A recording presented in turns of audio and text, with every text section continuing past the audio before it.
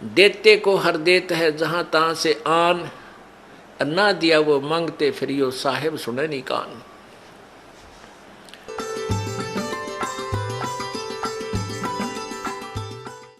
यहाँ तो परमात्मा के लिए वो प्यारी आत्मा आती है जो परमात्मा के अंश है, जो पिछले जन्मों से उनके चरणों में कहीं ना कहीं किसी ना किसी रूप में वो उनके साथ रहे हैं। अब वो पार हो नहीं पाया, भटक रहे हैं, उनको फिर परमात्मा अपने बच्चों को इकट्ठा कर रहा किसी ना किसी माध्यम से, कोई टीवी से, चैनल से, या किसी पुस्तक से, या किसी मित्र से, रिश्तेदार से, भाई बहन से अपना संदेश भिजवा कर इनको फिर शरण में ले रहा है। तो ऐसी प्यारी आत्मा जो परमात्मा के बच्चे यहाँ आते हैं और इनके लिए जो सेवा होती है, ये धर्म यज्ञ है। इस धर्म यज्ञ में आपका पैसा लगता है, इससे आपको पुण्य होता है, और जो पैसा आपका किराए में लगा वो भी आपका पुण्य के अंदर लगा। अब पुण्यात्मा जैसे जो अनजान व्यक्ति हैं, जिनको इस मार्ग का पता नहीं, वो मंगलवार को 100 रुपये का प्रसाद बांटनी है, वो तो वहीं तक सीमित है। हम भी ऐसे ही थे जब तक ज्ञान नहीं था। मंगलवार के दिन 100 रुपये का प्रसाद बांटा करते, घड़ियाँ उमंग भर जाती तो 5.25 का बांट देते, बहुत खुशी होती। तो ना तो उसने बहुत गुणा पुण्य मान लेते थे। अब परमात्मा कहते हैं जिन हर जैसा सुमरिया भाई ताको तैसा लाभे, ओसा प्यास न भागे ही जब लग दसे नहीं आबे। कहते हैं जिसने जैसा भगवान की भक्ति सेवा दान किया उसको उतना ही लाभ मिलेगा। ओस चाटन ते प्यास नहीं बुझ सकती, वो तो गिलास पीना पड़ेगा गट गट गट जब प्यास बुझेगी। तो ये जो स्वाप का प्रसाद 100 रुपया पल्ले बांध लिया माता का हमारे नहीं हो जा, और ये छोटे मोटे जो दान हम करा करते, ये तो ओस चाटन वाली बात थी। और अब यहाँ आपने गिलास के गिलास पीने पड़ेंगे और देगा वही परमात्मा। आप देखना खेल मालिक का भगवान क्या किया करता है। अभी तक हम परमात्मा से सुख लेने के लिए पहाड़ों पर चढ़ गए, बर्फों पर चल पड़े, बालक वहाँ मिलेगा उस मंदिर में, हम चले गए वहाँ मिलेगा, वहाँ पहुँच गए, कोई संत मिला उसके पास जाने की चेष्टा की, लेकिन वो चीज़ नहीं मिली। अब आपको वो वस्तु मिलेगी जिसकी गुण गाया करते थे, जिसकी आपको चाह थी, तड़फ थी, और जिसके विषय में सदग्रंथ संकेत किया करते थे। भगवान ऐसा करता है, भगवान कोढ़ी को स्वस्थ कर देता है, अंधे को आंख दे सकता है, बांझ को पुत्र दे देता है, निर्धन को धनी बना दे, कंगाल को राजा बना दे, और हर तरह के सुख भगवान ही दिया करता है। तो वो परमात्मा आपको अब मिलेगा, वो ही आपको सुख मिलेंगे जो भगवान दिया करता है। क्या बताते हैं, पर्वत पर्वत में फिरा भाई कारण अपने राम, फिर राम जैसे संत मिले जिन सारे सब काम।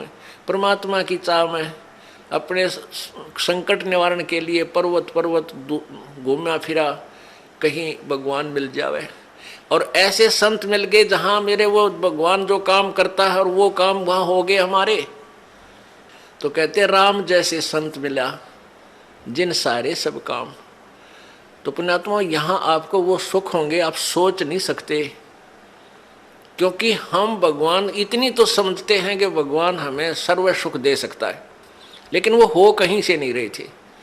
अब आपको यहाँ से वो सुख होंगे जो आप सोच नहीं सकते कि ऐसा क्या भगवान वर्तमान में भी कर रहा है। तो ऐसे संत मिले तो हमें वो सुख हुए।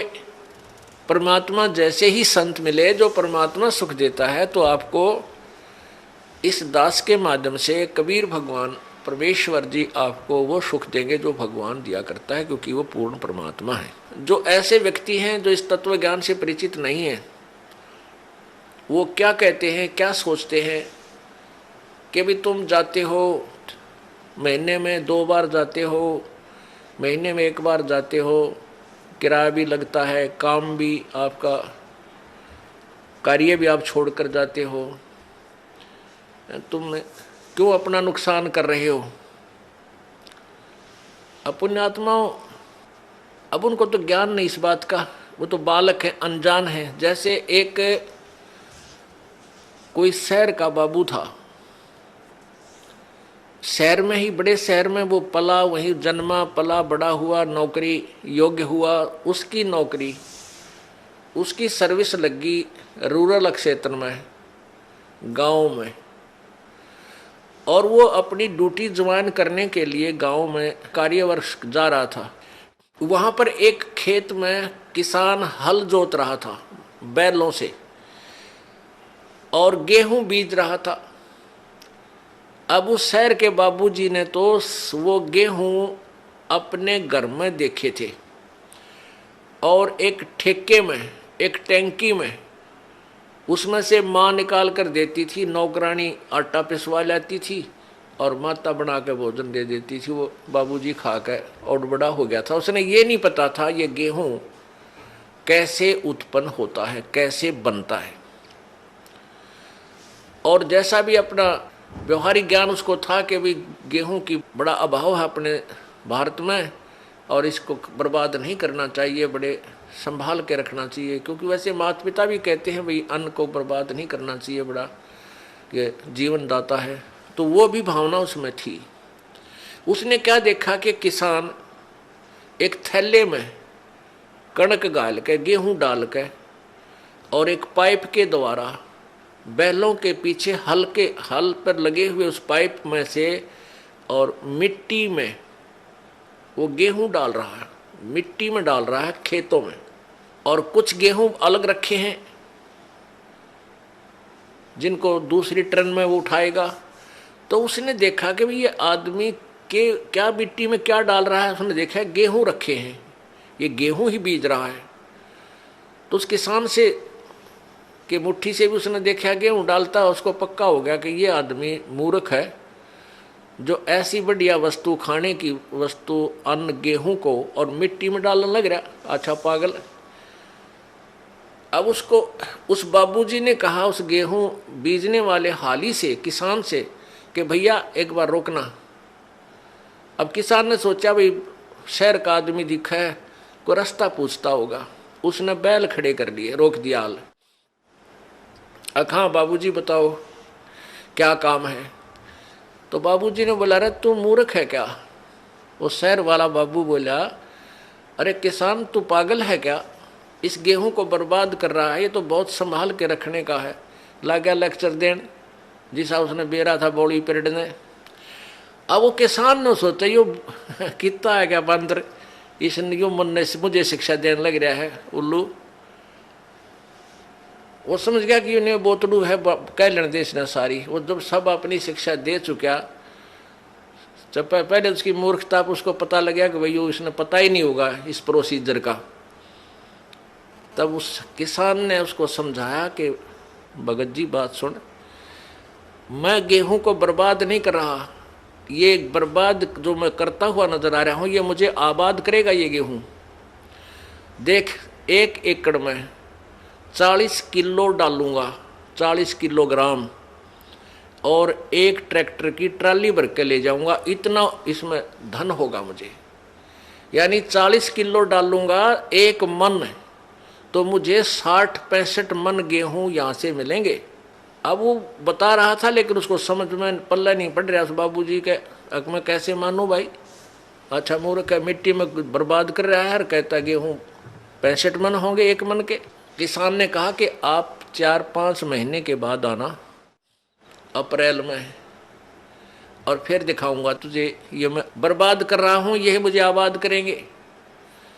अब वो चला गया, वो फिर आया इसी प्रकार अप्रैल के महीने में। उसने देखा, किसान ने उसको दिखाया कि 1 कनक का दाना डाला था और कम से कम 10-12 ये गुच्छा बन गया, देख नीचे से, और प्रत्येक पौधे के ऊपर 1-1 बाली आई है, एक बाली में 30-40 दाने हैं।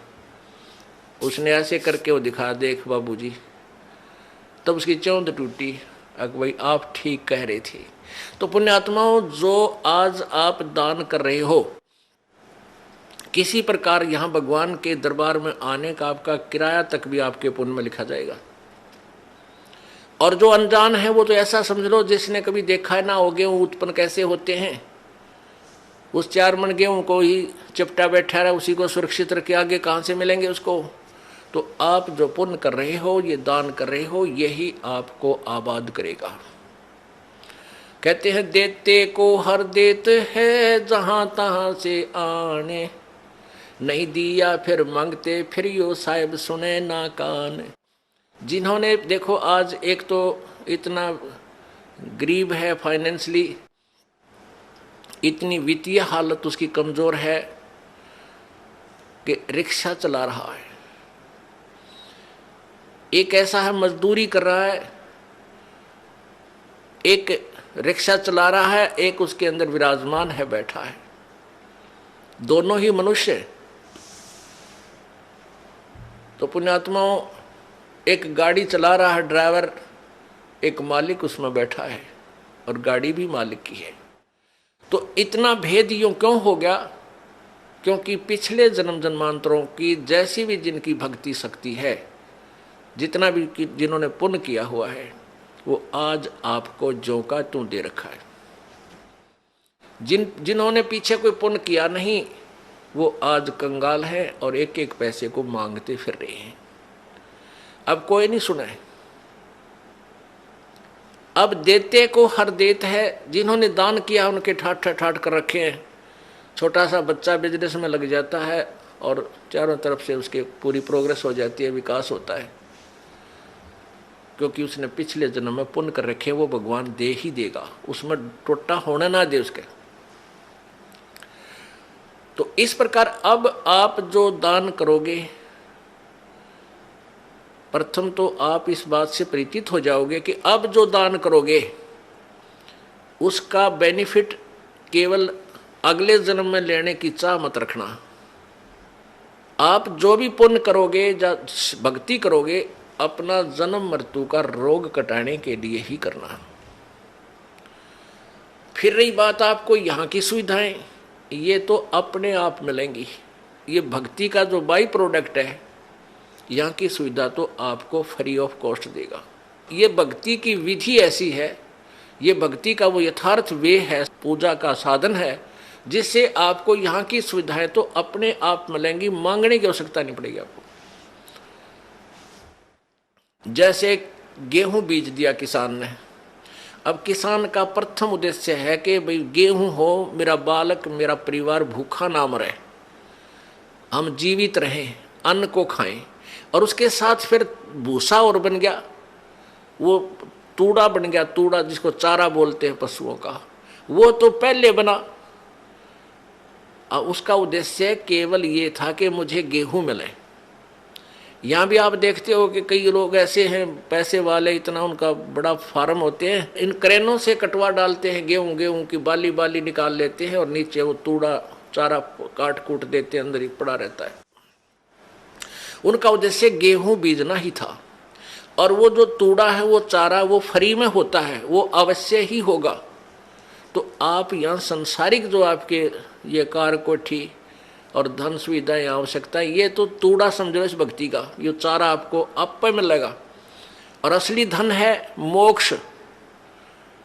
जो बाली है वो गेहूं समझो मोक्ष है। हमारा उद्देश्य मोक्ष प्राप्ति रहना चाहिए, ना कि वो चारा ही प्राप्त करना। अगर चारा उद्देश्य रहेगा तो आप परिपक्व नहीं होने दोगे उस फसल को, गेहूं को, और कच्चे कोई पशुओं को डालकर आप भूखे मर जाओगे, कंगाल हो जाओगे। इसलिए हमने इस प्रोसीजर को पूरी तरह समझना है, और वो समझाने के लिए आपको यहाँ बुलाया जाता है। अब बताओ, हमने आपको यहाँ बुलाकर क्या क्या कराना है? कोई काम नहीं, कोई सेवा नहीं। सेवा तो हम आपको तैयार करें पावा सारी, बच्चे लग रहे हैं यहाँ, पुण्यात्मा जिनको पता लग रहा है कि ये सब अपने भाई हैं, सतलोक के वासी हैं। अब ये भूल भटक गई, यहाँ काल के जाल में फंसे हुए हैं, और इनकी जितनी हम सेवा करेंगे, ये मालिक के बच्चे हैं, परमात्मा लाभ देगा सेवा करने वालों को। और आपकी फिर यहाँ ऑपरेशन होगा मोतियाबिंद का। तुम कहाँ फंसे हुए हो, क्या करना था, यहाँ आए किस लिए थे, तुम कर क्या रहे हो? कोटि जन्म तन भर मत होगे, कुछ ना हाथ लग्या रे, कुकर शुकर खरबा बोरे, कौआ हंस बुगारे। करोड़ों जन्म हो गए तो आप जी ने यही कर्म करते हैं ना, अभी तक कुछ भी पल्ले ना पड़ा। आज कोई फैक्ट्री मालिक है, मृत्यु हो जा, कल गधा बन गया, ओ तेरे की। फिर कभी मनुष्य जीवन मिला, फिर कोई पुण्य किया, फिर मनुष्य जीवन मिला, जब वो उसको फैक्ट्री मालिक बना देगा, और फिर मृत्यु। इस जन्म मृत्यु के रूपी रोग से मुक्त होने के लिए आप जी ने इस ज्ञान को समझकर इस भक्ति मार्ग को उसी उद्देश्य से ग्रहण करना चाहिए जो इसका मूल उद्देश्य है।